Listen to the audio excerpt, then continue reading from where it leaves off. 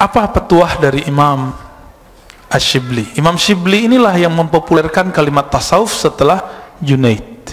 Maka saya berkali-kali mengatakan tasawuf adalah warisan salaf. Anti tasawuf, anti salaf.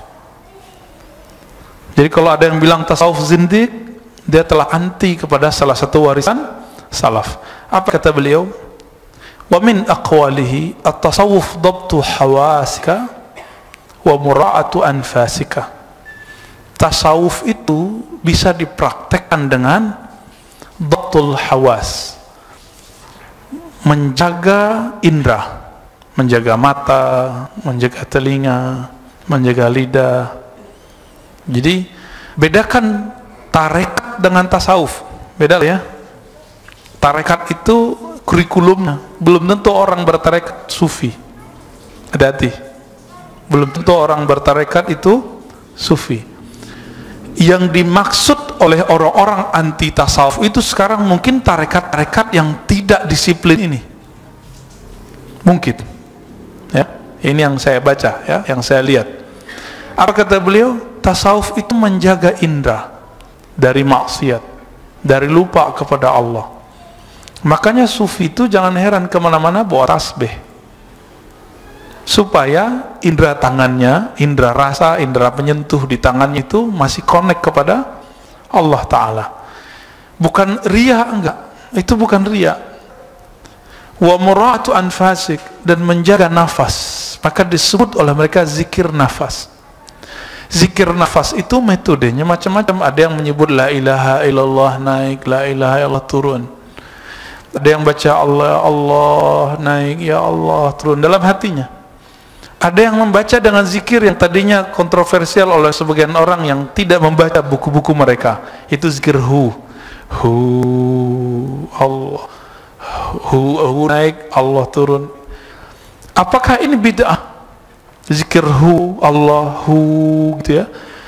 Kami sudah kaji kitab yang pakar sekali membid'ahkan itu, namanya Al-Ibda' fi Madaril Ibtida', karya salah satu ulama Al-Azhar, Syekh Ali Mahfuz, langsung ditakriz oleh Syekh Muhammad Abduh, Imamul Islah, imam yang ahli tajdid di zamannya, ahli pembaruan. Itu inspiratornya Buya Hamka, Syekh Muhammad Abduh.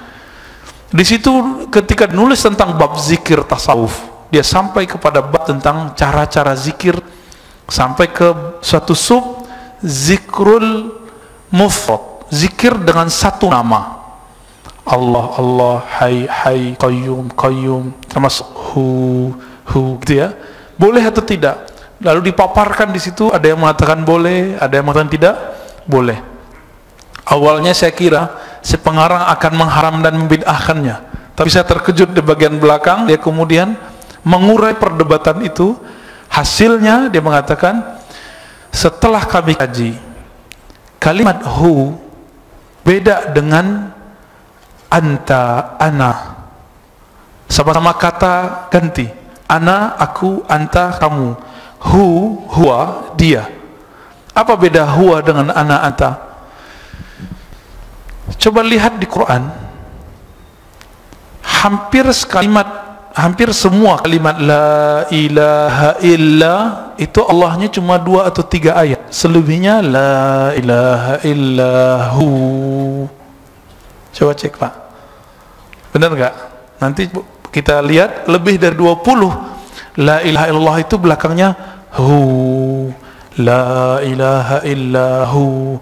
Ini yang bikin saya kaget. Imamnya ya, Syekh Ali Mahfuz, dia berani kemudian mengurai. Lalu surat Al-Hasyr ayat 20-an itu ya, huwallahul ladzi la ilaha illahu. Seharusnya nama yang jelas dulu, baru nama ganti, kata ganti.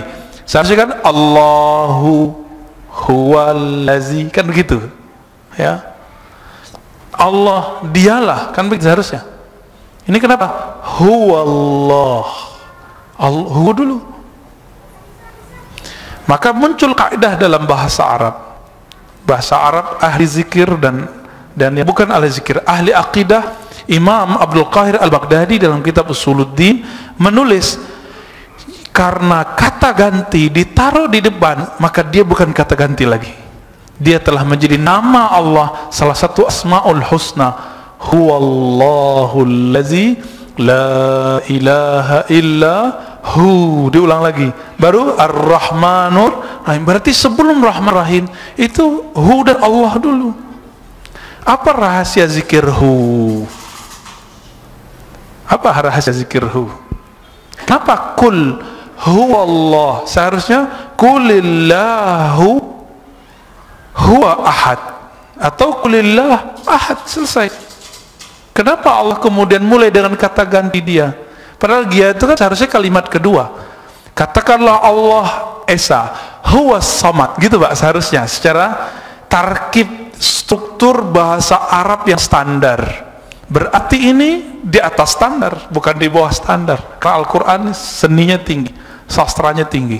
Maka ulama kita sepakat yang mengerti ini, bahwa zikir dengan hu itu masyru' fid din, dibolehkan. Atau setelah hu apa?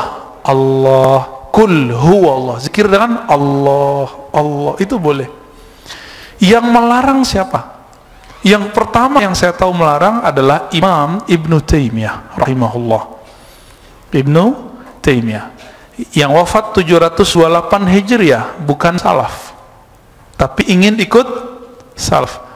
Lalu dibantah oleh Imam Ibn Athaillah di tahun sebelum 709. Beliau wafat 709. Ibnu Athaillah pengarang Hikam yang kita kaji setiap Sabtu pertama subuh. Apa kata beliau? Ini ada dalilnya, boleh berzikir dengan menyebut nama tanpa menyebut yang kalimat la ilaha illallah. Jadi bagi Ibnu Taimiyah, zikir itu harus subhanallah, alhamdulillah, nggak boleh Allah, Allah, Rahman, Rahman, itu nggak boleh. Nah, tapi Nabi larang nggak? Nggak ada hadisnya melarang, nggak ada hadis juga nyuruh. Gimana? Hanya ulama yang memahami di mana larangannya, di mana suruhannya. Maka ini bab ijtihad. Tapi saya lihat mayoritas ulama membolehkannya. Jadi nanti kalau ada komunitas zikir membaca Allah, Allah, Allah, Allah, itu tidak bid'ah, ya. Ada zikir hu Allah, itu boleh, ya. Jangan kita bilang, wah, zikir hantu apa lagi? Baca dong, ini kitab gampang diperoleh Pak, udah ada PDF-nya. Sudah ada PDF-nya, kok gak baca gitu? Tapi belum ada terjemahannya. Ya, Ibnu Athaillah punya karya, ya, kitab Al-Ismul Mufrad dia punya. Baik. Jadi itu mura'atu anfasik. Jadi cara ulama dulu untuk menjaga nafas itu ada yang dengan memilih salah satu nama itu. Antum boleh pilih itu ya. Nah, tapi saran saya tanya ke ahlinya bagaimana cara menerapkannya.